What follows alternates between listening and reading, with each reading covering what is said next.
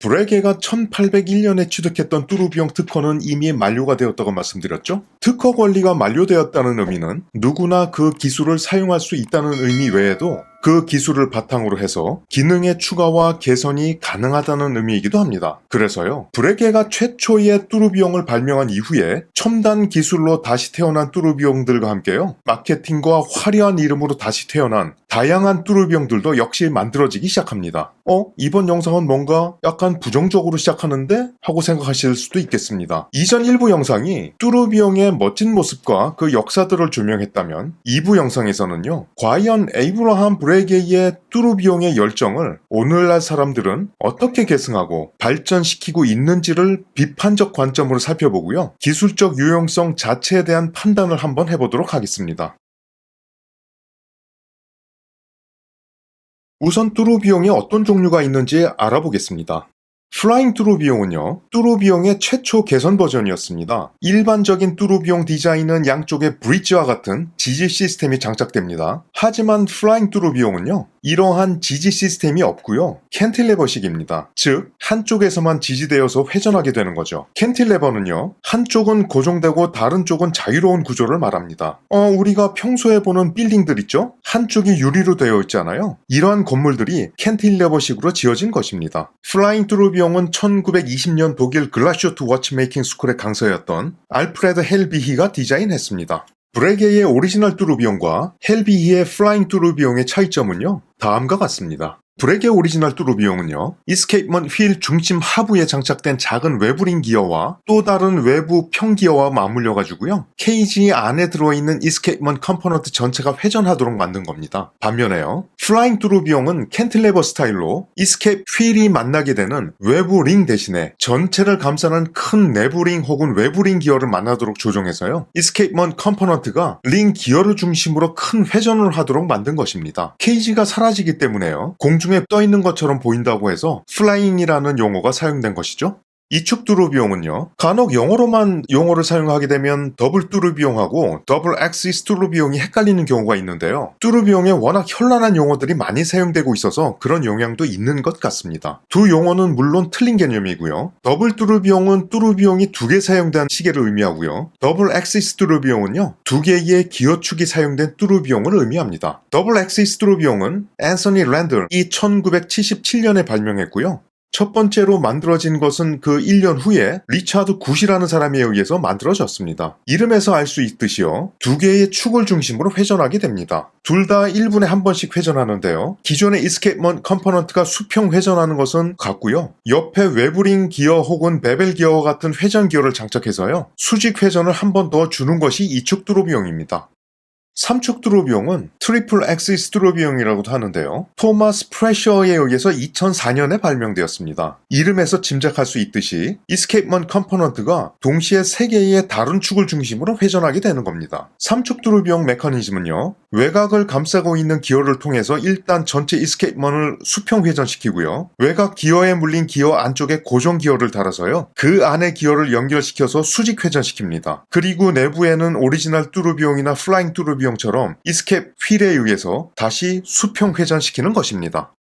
자이로 뚜루비용은요, 2004년에 예거 루클트루가 선보인 뚜루비용인데요, 자이로라는 용어가 라틴어로 회전이란 뜻이잖아요. 멋진 말이긴 한데요, 이 뚜루비용도 3축으로 회전하는 메커니즘은 동일하고요, 다만 케이지 자체를 회전시키는 것이 3축 뚜루비용과의 차이점이라고 할 수 있겠습니다. 그 다음에 더블 및 쿼드 러플 뚜루비용이 있는데요, 이 현란한 용어를 보세요. 쿼드 러플이라는 단어의 뜻이 네 배로라는 뜻이잖아요. 2004년 로버트 그루벨과 스테판 폴시에 의해서 소개되었습니다. 그래서 이 뚜루비용을 만든 시계 회사가 그루벨 앤 폴시라고 부르더라고요. 이 뚜루비용에는 하나가 아니고 두 개의 뚜루비용이 포함되어 있습니다. 두 개의 뚜루비용은 우선 30도의 기울기를 갖고 있고요. 첫 번째 뚜루비용이 1분에 한 번씩 회전하면은 다른 하나의 뚜루비용은 4분에 한 번씩 회전합니다. 그러니까 4배로 중력을 감소시킨다는 의미를 가지고 있고요. 이 30도 메커니즘에 대한 장황한 설명이 있긴 한데요, 특별히 설명을 드릴 필요성을 느끼지는 못해서요. 그냥 이 뚜루비용이 자체 축을 중심으로 회전하는 과정에서 수직과 수평 사이의 비율 변화가 수직 사이의 변화보다 크기 때문에 수직에서 수평으로 자주 바뀌는 손목시계의 특성에 맞지 않기 때문에 30도의 경사를 주면 수평과 수직 사이에서의 오차 수정의 기능이 있을 수 있다라는 이론적 바탕을 하고 있는 것입니다. 이 사진을 보세요. 30도가 앞으로 기울어져 있죠? 손목시계는 회중시계와 달리 수평 운동을 많이 하기 때문에 이 기울기를 통해서 보정한다는 의미입니다. 왜냐하면 일반 뚜루비용은 수평에서 수직으로의 자세 변화에 대해서는 특별한 효과를 보기 어렵다는 그런 이론에서 시작하는 것입니다.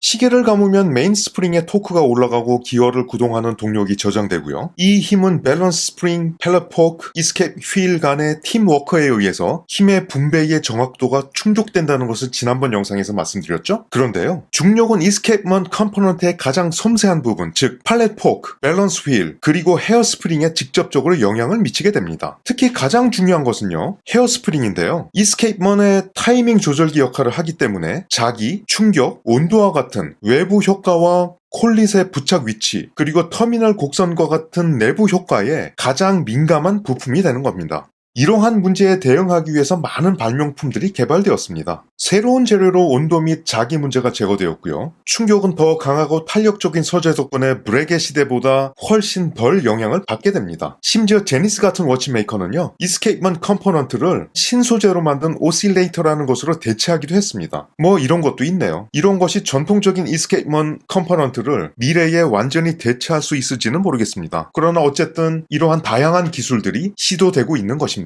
밸런스 휠의 무거운 부분도 이전 무브먼트 영상에서 설명드렸던 새로운 소재들로 개선이 되었습니다. 그러면 이제 콜릿의 고정점과 터미널 커브 두 가지가 남습니다. 터미널 곡선, 즉 터미널 커브는요. 스프링의 동심원에서 확장 및 축소 운동을 하도록 만들어주는 곡선을 말하는데요. 이 두 가지는 시계의 위치에 따라서 혹은 소유자가 움직일 때 영향을 받게 되는 것입니다. 밸런스 휠이 앞뒤로 움직이면서 극단적인 위치에서 다른 위치로 이동함에 따라 헤어스프링의 코일이 크게 늘어나고 수축돼서 대응하기 어려운 문제가 발생할 수 있습니다. 브레게 스프링의 오버코일의 일부 변형은요. 터미널 커브의 영향을 상쇄하기 위해 개발되었습니다. 시계를 조종하는데 가장 큰 어려움은 공간적 방향에 관계없이 이스케이프먼트 컴포넌트로부터 지속적인 진동을 얻는 것입니다. 이는 즉각적인 결과를 제공하는 정확한 타이밍 계측기로 훨씬 쉽게 조종될 수 있게 되었지만요. 브레게 시대에는 시계 제작자가 하나씩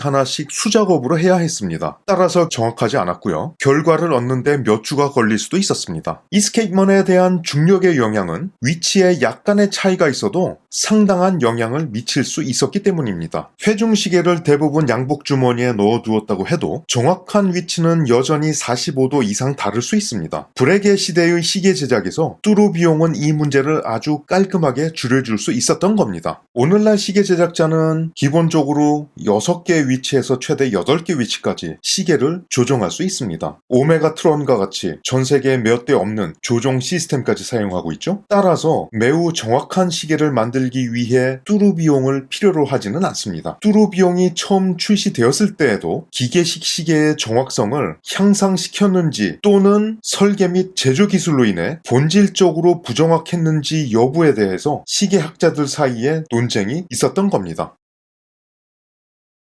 여러 중국 제조업체는 현재 다양한 뚜루비용 무브먼트를 생산하고 있습니다. 이 무브먼트들을 일부 제조업체에서 에보슈로 구매해서요. 스위스 시계산업연맹의 요구사항을 충족하는 무브먼트 혹은 시계로 통합돼서 스위스 제품으로 판매되게 됩니다. 저렴한 뚜루비용의 출시로요. 어떤 사람들은 스위스 시계산업이 중국과 같은 국가에서 생산된 저렴한 시계에 신속하게 적응할 수 없게 되어서요. 또 다른 쿼츠 위기가 발생할 수 있다고 경고하고 있습니다. 2016년에 태그 호이어는 까레라 호이어 02T 뚜루비용을 다른 스위스 메이커 뚜루비용보다 훨씬 낮은 가격인 15,000달러의 소매가로 소비자들에게 제공하기 시작했습니다.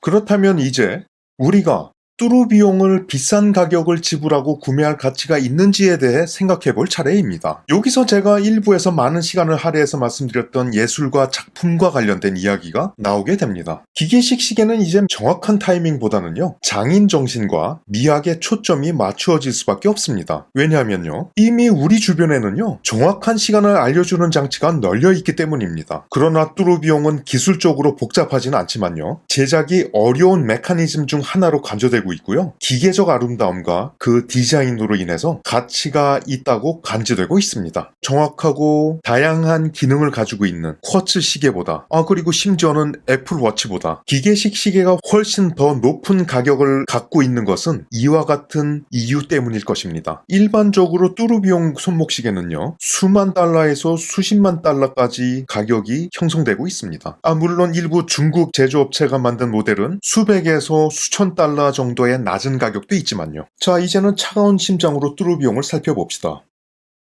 솔직히 뚜루 비용이 엄청난 메커니즘을 가지고 있는 무브먼트는 아닙니다. 그저 이스케이프먼 요소들을 재배치해서요, 전체 컴포넌트를 회전시키는 것에 불과한데요. 이건 콜럼버스의 달걀인가요? 당연히 브레게이의 누구도 생각하지 못했던 이 빛나는 아이디어는 폄훼되어서는 안 되겠죠. 오늘날 뚜루 비용의 모든 관점은 밸런스 휠로 집중됩니다. 부품들이 소재 개발과 기계공학의 발전으로 해소되고 있으니 마지막 남은 밸런스 휠로 모든 부정확성의 화살을 돌리는 거죠. 밸런스 휠이 회전하면서 중력이 한 위치에 고정될 수 있는 효과와 동일하게 회전시킨다는 개념을 가지고 있는 것이 바로 뚜루 비용입니다. 밸런스 휠이 계속 움직이면 여기에서 편차가 취소될 수 있다라는 것이죠. 그런데요, 정확히 말하자면 이것은 이론이고요, 시계의 정확성과 관련해서 실제로 작동하거나 차이를 만드는 것으로 반드시 증명되지는 않습니다. 왜냐하면 기계공학을 전공하신 분들은 이해하실 텐데요, 기계의 부품 사이에 작용하는 요소들이 중력 말고도 엄청나게 많기 때문입니다. 그래서 대부분의 시계 제조업체는요, 뚜루 비용이 밸런스 휠의 중력 효과에 영향을 미치는 속도를 완벽하게 상쇄하더라도 이것이 정확성을 보장하는 핵심이 아니라는 것에 동의합니다. 따라서 뚜루 비용 시계는요, 가장 정확한 시계와는 거리가 있다는 겁니다. 그리고 또 다른 문제점이 있죠. 바로 기계의 조합이 많으면 많을수록 생기는 마찰과 그로 인해 발생되는 마모입니다. 그리고 복잡한 기계의 원재, 높은 고장률입니다. 중국산 에보슈 덕분에 많이 내려갔다고는 해도 가장 낮은 등급의 뚜루 비용의 가격이 1,000만 원 중간 단위부터 시작되는 가격인데요. 만약 오버홀이라도 해야 된다라면 가격이 엄청나겠죠? 일반적인 명품 시계 오버홀 하나 하는데도 엄청나잖아요. 그런데 만약 고장이라도 난다면 오늘날 뚜루 비용은 현대 손목시계의 기능적 관점에서 완전히 필요한 것은 아닙니다. 하지만 착용하면 손목 위에서 살아 움직이는 뚜루 비용을 보는 것은 확실히 즐거운 것이면 틀림없습니다. 그래서 여전히 사람들이 뚜루 비용을 탐내고 있는 이유이기도 합니다. 뚜루 비용은 200년 전 최초로 만들어진 이래 워치메이킹의 발전에도 불구하고요, 조립이 매우 까다롭기 때문에 여전히 명성을 이어가고 있습니다. 뚜루 비용은 매력적이고 보기에도 경이롭습니다. 20세기에 들어서 시계 제작자들은 시계 다이얼을 통해서 뚜루 비용의 기능을 즐길 수 있도록 만들기 시작했습니다. 따라서 컴플리케이션의 기능이 없더라도요, 여전히 많은 사람들이 뚜루 비용을 좋아하고요, 많은 이야기거리를 만들어내고 있는 것입니다. 우리는 오늘날 그 옛날 신사들의 주머니에 단아하게 들어있었던 회중시계 대신 우리의 주머니를 점령하고 있는 첨단 장비들에 의해 뚜루 비용의 목적이 더 이상 유효하지 않다는 것을 잘 알고 있습니다. 이제 우리는 또 다른 목적으로 뚜루 비용 앞에 서 있습니다. 그것은 미적 관심과 지적 관심입니다. 하지만 그러한 관심은 모든 사람들을 위한 것은 아닙니다. 그렇다고 전부이든 아니면 부분적이든 중국에서 만들어진 것으로 이 아름답고 역사적인 기계 솔루션에 대한 관심을 해소하기에는 무언가 부족한 느낌이 드는 것도 사실입니다. 그러나요, 어쩌면 대량 생산된 뚜루 비용은 그 시계의 가치를 단지 축소시키는 것에 불과할지도 모르겠습니다. 왜냐하면 오늘날의 시계는 우리가 무엇을 하는가 보다는 어떻게 하는가에 더 많은 관심을 가지고 있기 때문입니다. 뚜루 비용을 가지고 계시나요? 여러분이 가지고 계신 뚜루 비용들이 어떠한 모습을 가지고 있더라도요, 손목 위에서 움직이는 작은 우주의 세계를 사랑하시게 될 겁니다.